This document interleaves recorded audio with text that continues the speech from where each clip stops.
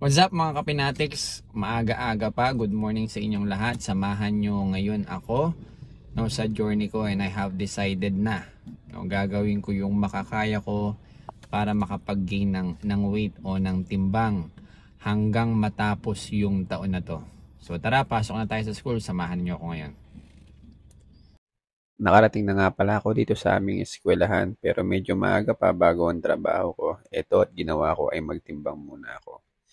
Ginamit ko nga pala yung timbangan na nandito at tignan nyo naman. So, 52 kilos lang ako. Ang sexy-sexy ko talaga. So ngayon ay November 9 at ang panimula ng ating timbang ay 52 kilograms. Mahaba-habang journey pa yung gagawin ko para maabot ko yung target na timbang.